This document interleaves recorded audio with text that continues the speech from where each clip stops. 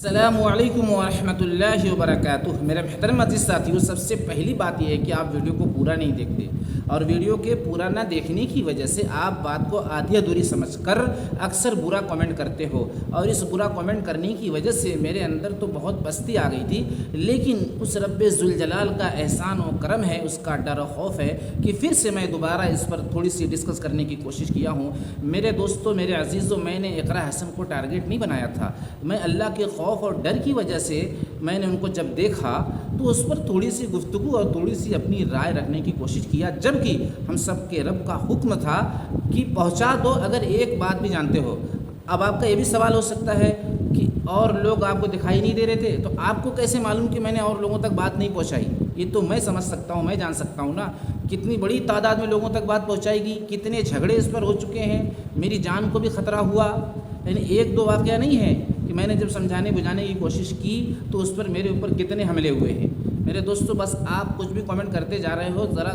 ٹھہر کر کبھی سوچو کہ میں بتانا کیا چاہتا ہوں، اور ایک بات یاد رکھنا کہ نہ میں مقرر ہوں اور نہ میں بیان کرنا جانتا ہوں، میں اپنی فکر اور طلب رکھنے کی کوشش کر رہا ہوں جو ہر مسلمان کو اس کا حق حاصل ہے۔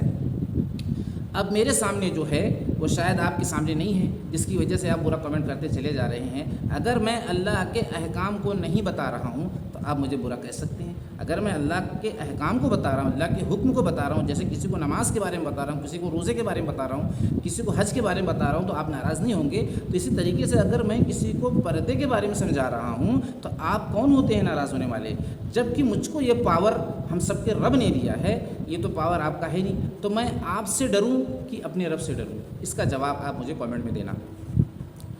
اب آگے جو میری سوچ تھی اس پر ذرا غور کرنا، توجہ دینا، بہت گہرائی سے سوچنا۔ میرا جو ٹارگٹ تھا کہ میں اقرا حسن پر 2 ویڈیو کم بیش میں نے ان کے نام پر بنایا ہے، اور جو باقی ویڈیو بنی ہے وہ کامنٹ کی وجہ سے بنانا پڑا، یہ مجبوری تھی۔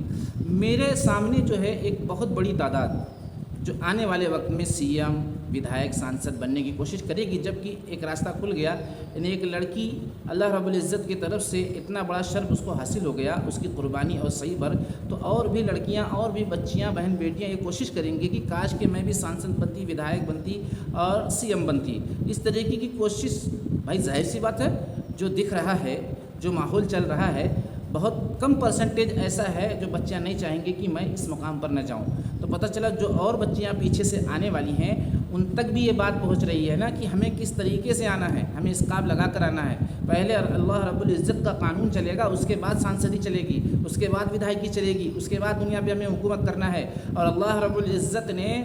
تو خود یہ بیان فرمایا، اللہ رب العزت نے خود یہ فرمایا ہے کہ میرے بندے تو وہ ہیں کہ اگر ان کو دنیا کی ساری حکومت دے دی جائے پھر بھی میرے حکومت میں وہ آگے پیچھے کرنے والے نہیں ہیں۔ تو میں تو اللہ رب العزت کا حکم پہنچایا ہوں، آپ مجھ سے کتنا ناراض ہیں، آپ مجھے کتنا برا کمنٹ کر رہے ہیں، جس سے آپ گناہ گار ہو رہے ہیں، اور آپ کو کل قیامت کے دن جواب بھی دینا ہے۔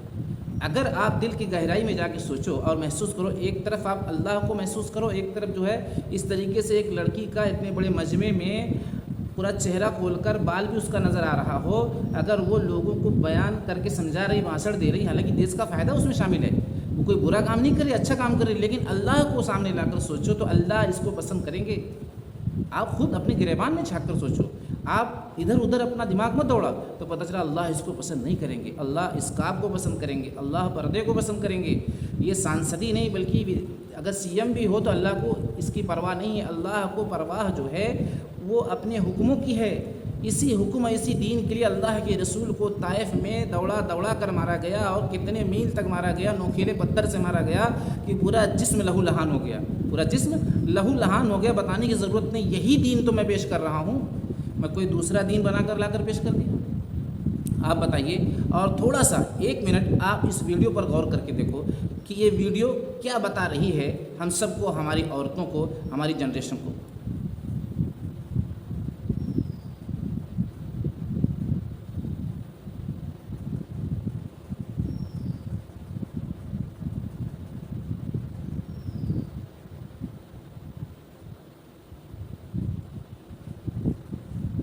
تو میرے دوستو، ویڈیو آپ نے دیکھ لی ہوگی، میرا مقصد یہ تھا کہ صحیح بات، صحیح پیغام آپ تک پہنچے، میں کسی کو ٹارگٹ نہیں کیا۔ میں تو بہت زیادہ خوش ہوں کہ اللہ رب العزت نے اقرا حسن کو یہ مقام شرف بخشا جس کی مجھے تو بہت ہی زیادہ خوشی ہے، لیکن اللہ رب العزت کا حکم ایسا ہوتا ہے کہ کتنا بڑا بھی درجہ حاصل ہو جائے ان کے حکموں کو آپ کو بتانا ہی پڑے گا، ان کے حکموں کو آپ کو بتانا ہی پڑے گا، نہیں تو آپ کی پٹائی ہوگی، آپ کی گردن نپے گی۔ تو ان کی عزت و قدر کرتے ہوئے میں نے یہ بات پہنچائی ہے۔ ایسا نہیں ہو سکتا ہے اللہ رب العزت ان کے دلوں کو پھیرتے وہ اس کام میں آ جائیں، اور اگر نہیں آتی ہیں تو آنے والی جو جنریشن ہے ان کے چہرے کو سامنے رکھ کر میں نے بات کی، جب یہ بنیں گی تو سسٹم سے آئیں گی نا، کہ اس طریقے کی لوگ بات پہنچا رہے تھے، بتا رہے تھے، اب میں اگر سانسد بنتی ہوں، ودھائک بنتی ہوں، تو مجھے کس رول سے آنا ہے؟ پہلے ہمیں اللہ رسول کی اتباع کرنی ہے۔ اللہ رسول کی اتباع میں ساری دنیا کی کامیابی ہے، ساری دنیا کی ایک ایک قدم کی کامیابی ہے۔ سوچو ساری چیز جب اس کے ہاتھ میں ہے تو کامیاب کون کرے گا؟ دن کا بنانے والا وہی، رات کا بنانے والا وہی، زندگی موت کا بنانے والا وہی، ہوا کا چلانے والا وہی، دماغ دینے والا وہی، پانی بنانے والا وہی،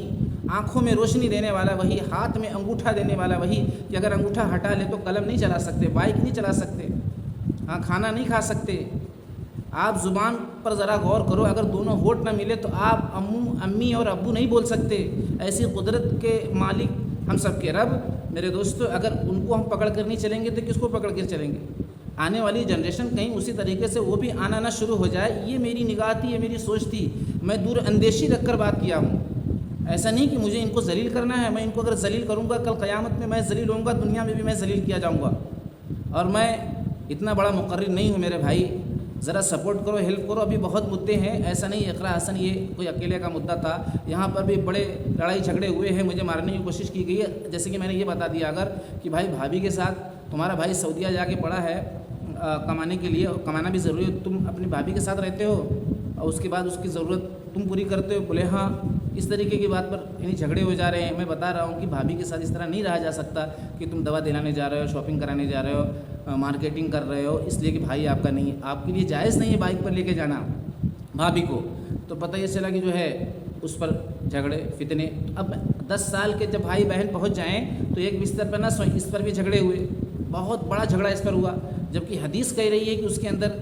یعنی شہوت کا مادہ پیدا ہو جاتا ہے، سیکس کا مادہ پیدا ہو جاتا ہے۔ تو اس طریقے کی محنت میں کر رہا ہوں۔ ایک ساس جو ہے اپنے داماد کا پیر دبا رہی تھی، اس تک میں نے خبر پہنچایا کہ آپ کے لیے جائز نہیں ہے، بس وہ اتنا زیادہ ناراض ہو گئی کہ جھگڑ گئی، کہہ رہی تھی کہ میرے بیٹے کی طرح ہے۔